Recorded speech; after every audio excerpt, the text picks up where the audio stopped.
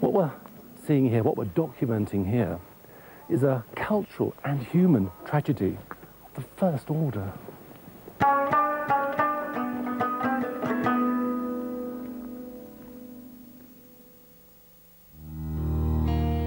The smaller Buddha stood at 125 feet high. Pilgrims would walk the sacred route up through staircases carved in the cliff around its head. Before the 25 days of sustained rocketing and blasting, the Buddha survived, with many original frescoes in adjoining rooms still intact. Oh, look, moving amount survives of the drapery just over the right-hand shoulder of the Buddha on the left-hand side there. And that was painted blue originally. The statue was gilded and painted. I can't resist just touching the part of the fabric that survives. Again, making sure there's no ordnance lying around as there was. But here we have the drapery from the Buddha's body. And you see the fold still enough to understand this was inspired by Greece and Rome. This is the great thing, is fusion. So you have sort of Grecian-style drapery over the body of the Buddha, and this was painted blue. And fantastic to see this ornamentation scooped out of the surface. How these holes, obviously at this colossal scale, would have given life and movement to the great statue up there. A colossal work of art. Now, let me try getting inside here. So half the door's buried.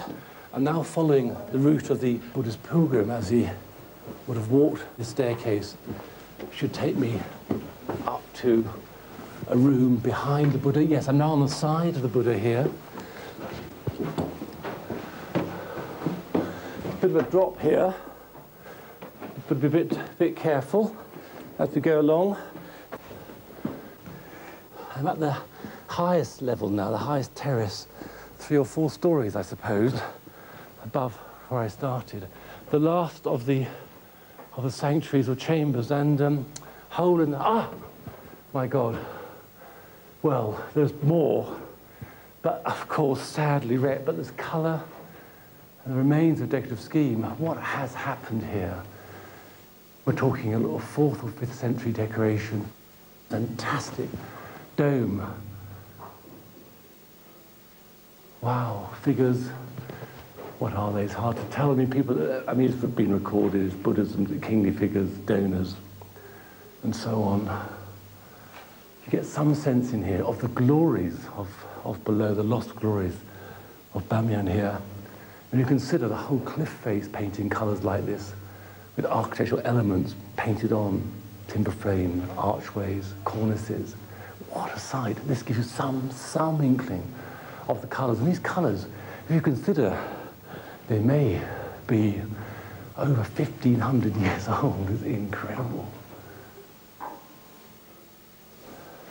Oh, and here, at last, some larger elements, seated Buddhas, faces hacked off. Oh, there's a charming one. And here, just a fragment of what's left behind. You see the original paint onto plaster, onto hay and mud. Yeah. Again, we go up here. Staircases, cracks in the wall, again I assume from blasting. I'm now behind the Buddha. This is scary now, I should stop, because that's about as far as one can go with safety. So the passage went round the Buddha's head was just there on my right.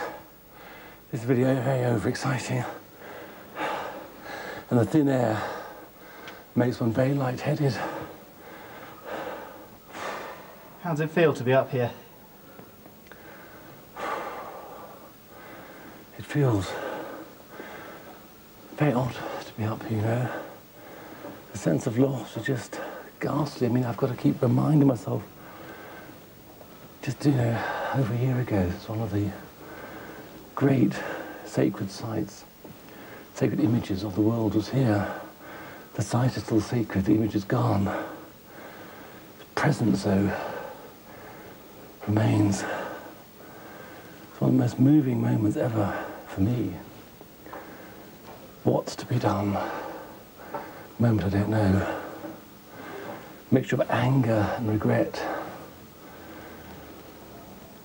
But mostly regret at the moment.